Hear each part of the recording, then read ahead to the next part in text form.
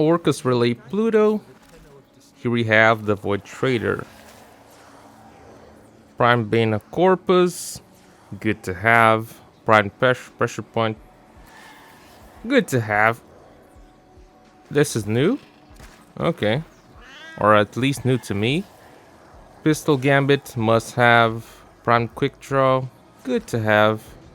Machete Wraith, I think it's from the Machete family. It is the best. I mean, there's two, but it is the best version. Cosmetics. Xylock, Incarnate Weapon, grab it. Skin looks good. More cosmetics. Ephemera. Vidnet, another Ephemera, and a Santa Pinaros. Yeah, this is what they have for the trader. I really didn't saw the Prisma Ohma coming around. I'm gonna have to buy this now. Now let's take a look on the Prisma Ohma. This video should have been out like 8 hours ago, but the internet provider, I don't even know. Let's compare Prisma Ohma against the Ohma. It's a win on everything but status. We're going from 30% to 20% on the Prisma. How does that translate to the weapon itself? The Ohma, the normal Ohma, would reach 162 status chance, a 12 times combo with a Weeping Wounds, and 81% crit chance with a Blood Rush. If you added one mod for status chance, that being Voltaic Strike, you would get up to 180% status chance. That means you have an 80% chance of 2 stats per hit. And as for the critical, if you were to add a Gladiator Might instead of the 81%, you would get up to 97.5%, which is a guaranteed tier 1 crit, pretty much. Now the Prisma Ohma, we're gonna get up to 108% status chance with the Weeping Wounds, and it's not worth adding more status chance. Your status chance, one of the reasons for it is because even if you have a Riven, won't make that much of a difference. Feel a little bit bad for dissolving a Ohma Riven a few weeks ago. But we move on. And about the critical chance, that's where the thing gets really good. We're gonna get up to 162% with a Blood Rush, up to 195% with a Gladiator Might. That accounting for the mods only on the weapon. We're not counting if you were to use the Gladiator mods on your Warframe, as an example. So, tier 2 crits, which is really good.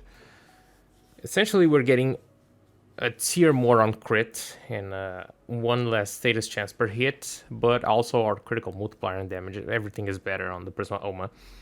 So that's about it. This is the build I've used for leveling.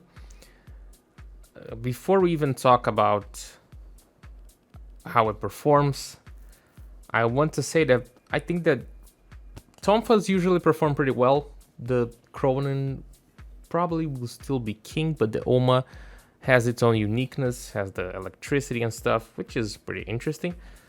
Has, I think, even some electricity on slam attack. Like this. Yeah. So, going back. Choosing the stance is really up to you. Now, I've taken the Ohma, the regular Ohma, to level cap, and I did with Gemini Cross. The reason for that is I usually run Relentless Combination on my builds.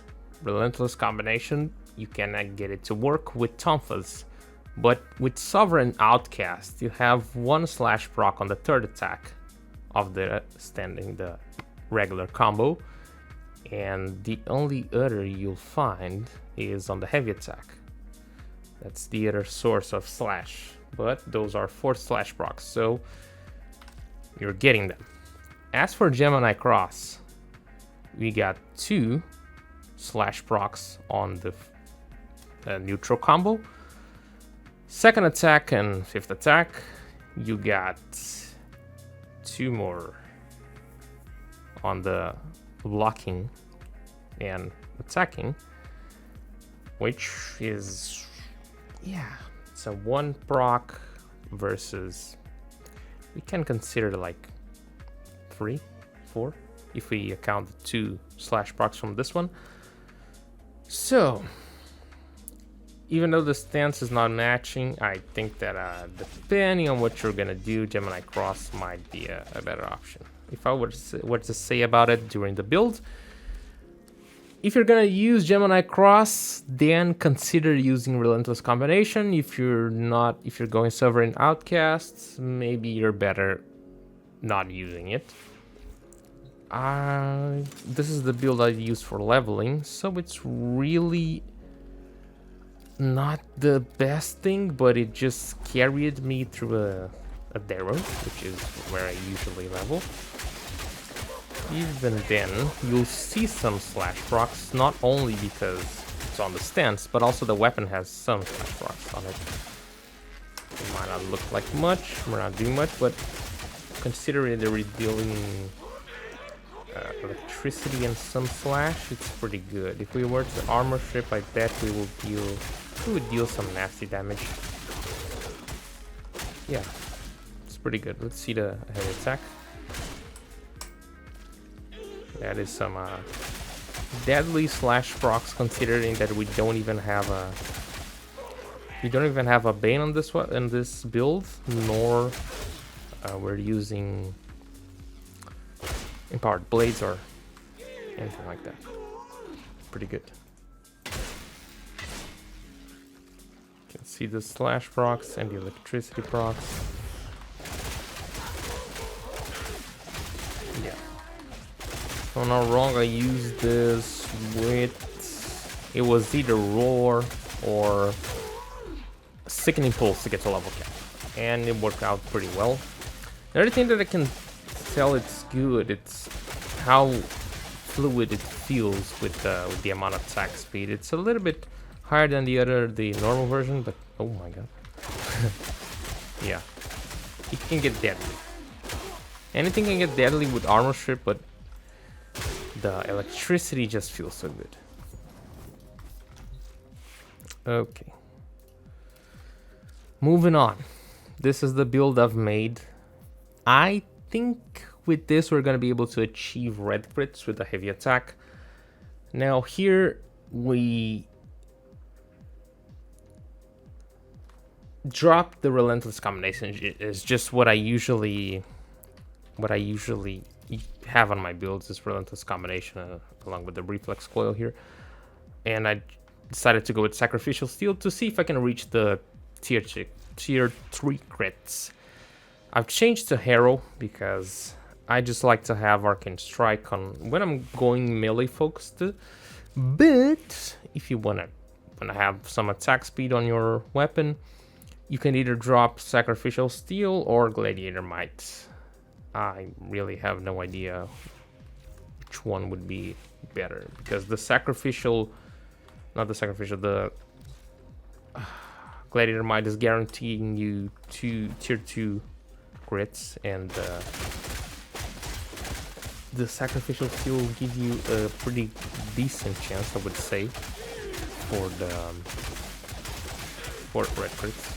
We'll see it out times, but we should see red crits eventually. I think that's gonna be like, what, maybe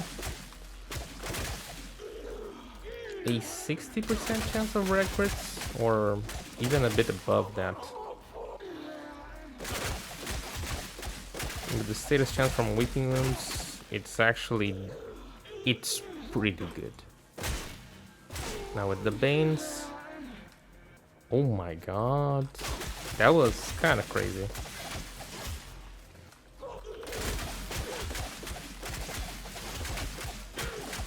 Yeah, pretty interesting.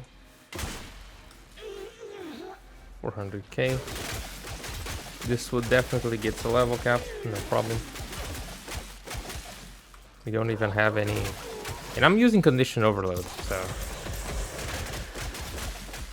Oh my god. Yeah, this weapon is kind of stupidly strong. I'm just losing my... Oh, okay. Just losing my combo real quick.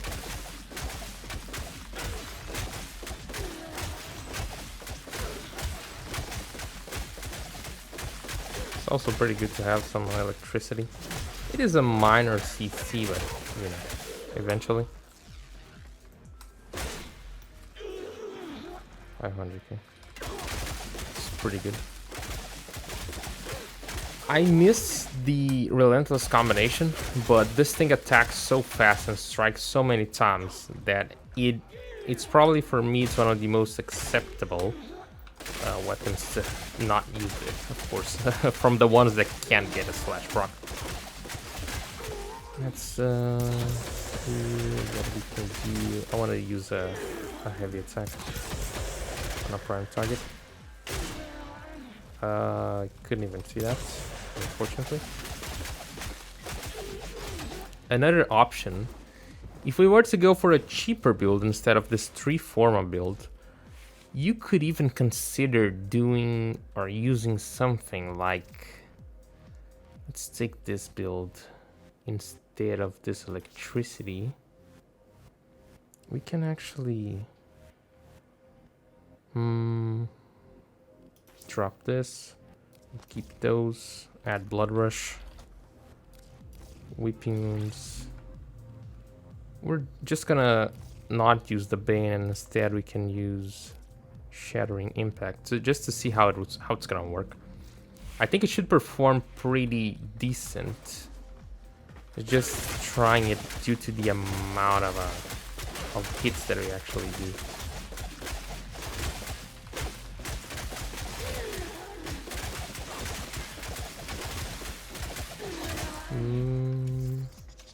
Hard to tell. We have a ton of attack speed now, but I think we might just need too many attacks, or you wouldn't. Could it be viable? It's hard to say.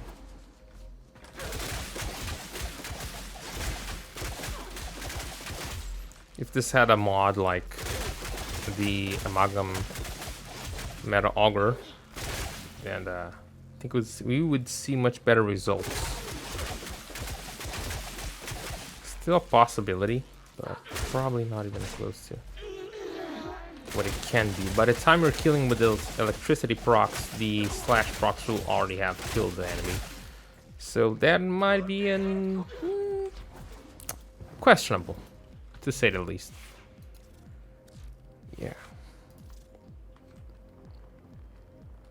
Yeah, we're reaching tier 3 crits, I think, if not, maybe even be able to reach above. It looks pretty good. It has this, don't remember if the normal version already did this, but when you equip it, it does a little animation, which is cool. I use the Ohma really for the level cap, and then, like, who knows, maybe 10 missions in the game. But it's a pretty decent weapon, and I think it depends on how much you like it, if you're gonna use it or not, because it is a good weapon. I cannot say that it isn't, but at the same time you have competitors like the Fredos. Is it the Fredos? The Incarn? I think it is Fredos. Yep. Which loses a bit on some stats, but also has an Incarn form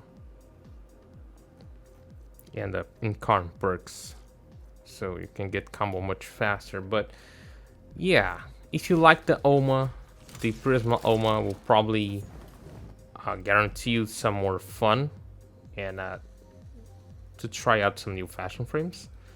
If you don't, still mastery. Let me know what you think about the Ohma in the comments below. If you haven't subscribed yet, make sure to do it. And see you in the next one. Peace.